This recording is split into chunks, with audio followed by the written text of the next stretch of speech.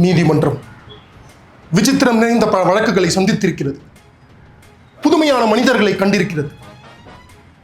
ஆனால் இந்த வழக்கு விசித்திரமும் அல்ல, வழக்காடும் நானும் புதுமையான மனிதன் அல்ல.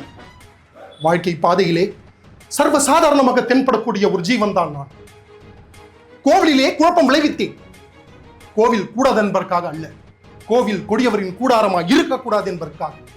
பூசாரியை தாக்கினேன், அவன் பக்தன் என்பதற்காக அல்ல, பக்தி பகல் வேஷமாய் ஆகிவிட்டதை கண்டிப்பதற்காக.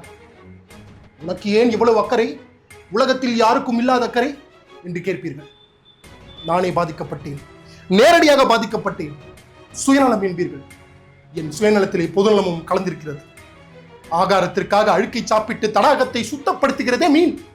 அதை போல் என்னை குற்றவாளி என்கிறார்களே, இந்த குற்றவாளியின் வாழ்க்கை பாதையிலே கொஞ்ச தூரம் பின்னோக்கி நடந்து வந்து பார்த்தால் அவன் கடந்து வந்துள்ள காட்டாறுகள் எவ்வளவு என்று கணக்கு பார்க்க முடியும். பாட்டொலிக்கும் குயில்கள் இல்லை என் பாதையிலே, படமெடுக்கும் பாம்புகள் நெளிந்திருக்கின்றன. தென்றலை தீண்டியதில்லை நான், தீயை தாண்டி இருக்கிறேன்.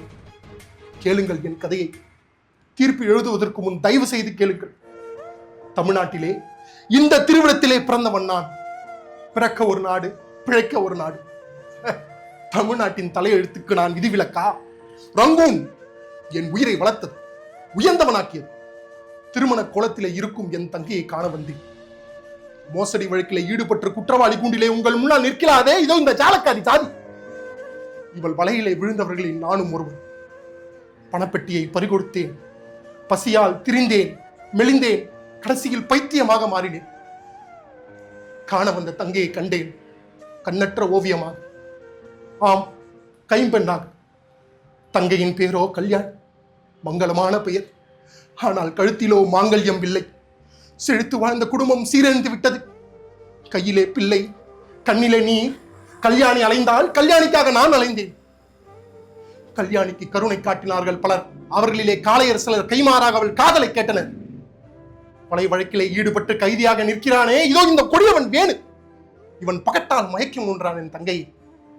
நான் மட்டும் தடுக்காவிட்டால் என் தங்கை அப்போதைய தற்கொலை செய்து கொண்டிருப்பாள். கடவுள் பக்தர்களும் கல்யாணியை காப்பாற்ற வந்தார்கள், பிரதீபகாரமாக அவள் கடக்கன் பார்வையை கேட்டு. அதிலே தலைமையானவன் இதோ இந்த பூசாரி. கல்யாணியின் கற்பை காணிக்கையாக கேட்டிருக்கிறான். பராசக்தியின் பெயரால், உலக மாதாவின் பெயரால் கல்யாணி உலகத்தில் புழுவாக துடித்தபடியாவது உயிரோடு இருப்பாள். அவளை தற்கொலை செய்ய தூண்டியது இதோ இந்த பூசாரிதான். தன் குழந்தையை என்ற இரக்கமற்ற உலகிலே விட்டுச் செல்ல அவள் விரும்பவில்லை. ஆதரவற்று தன் குழந்தை துடித்து சாவதை அவள் விரும்பவில்லை. அவளை கொன்று விட்டாள். விருப்பமானவர்களை கொள்வது விந்தை அல்ல. உலக உத்தமர் காந்தி, அகிம்சா மூர்த்தி, சீவகாருண்ய சீலர் அவரே நோயால் துடித்துக் கொண்டிருந்த ஒரு கன்றுக்குட்டியை கொன்றுவிடச் சொல்லியிருக்கிறார். அது கஷ்டம் உருவதை காண செய்யாமல் அதே முறையை தான் கையாண்டி இருக்கிறாள் கல்யாணி. இது எப்படி குற்றமாகும்? வெளிநாட்டிலிருந்து திரும்பிய ஒரு தமிழனுக்கு வாழ வழியில்லை. தமிழ்நாட்டிலே பிறந்த ஒரு பெண்ணுக்கு வாழ்வதற்கு பாதுகாப்பில்லை. என் தங்கை மட்டும் கொஞ்சம் விட்டு கொடுத்திருந்தால், கோடீஸ்வரன் விட்டு பள்ளியரிலே ஒரு நாள், மானத்தை விலை கூறியிருந்தால் மாளிகை வாசியின் மடியிலே ஒரு நாள், இப்படி ஒட்டியிருக்கலாம் நாட்களை. இதைதானா இந்த நீதிமன்றம் விரும்புகிறது? பகட்டு என் தங்கையை விரட்டியது, பயந்து ஓடினாள். பணம் என் தங்கையை துரத்தியது, மீண்டும் ஓடினாள். பக்தி என் தங்கையை பயமுறுத்தியது, ஓடினாள் ஓடினாள், வாழ்க்கையின் ஓரத்திற்கே ஓடினாள். அந்த ஓட்டத்தை நிறுத்திருக்க வேண்டும், வாட்டத்தை போக்கியிருக்க வேண்டும் என்று சட்டத்தை நீட்டுவோர் செய்தார்களா? வாழ விட்டார்களா என் கல்யாணியை? குற்றவாளி யார் வழக்கிற்கோ வக்கீலாக மாறுகிறார். இல்லை, யார் வழக்குக்கும் இல்லை. இதுவும் என் வழக்குத்தான், என் தங்கையின் வழக்கு. தங்கையின் மானத்தை அழிக்க எண்ணிய மாப்பாவிக்கு புத்தி புகட்ட அண்ணன் ஓடுவதில் என்ன தவறு? கல்யாணி தற்கொலை செய்ய முயன்றது ஒரு குற்றம், குழந்தையை கொன்றது குற்றம், நான் பூசாரியை தாக்குவது ஒரு குற்றம். இத்தனை குற்றங்களுக்கும் காரணம் யார்? யார் யார் காரணம்? கல்யாணியை கஞ்சிக்கு வழி இல்லாதவளாக அலைய விட்டது யார் குற்றம்? விதியின் குற்றமா, அல்லது விதியின் பெயரை சொல்லி வயிறு வளர்க்கும் வீணர்கள் குற்றமா? பணம் பறிக்கும் கொள்ள கூட்டத்தை நாட்டிலே வளரவிட்டது யார் குற்றம்? பஞ்சத்தின் குற்றமா, அல்லது பஞ்சத்தை மஞ்சத்திற்கு வளர வைத்த வஞ்சகர்களின் குற்றமா? கடவுள் பெயரால் காமநிலையில் நடத்தும் போலி பூசாரிகளை நாட்டிலே நடமாட விட்டது யார் குற்றம்?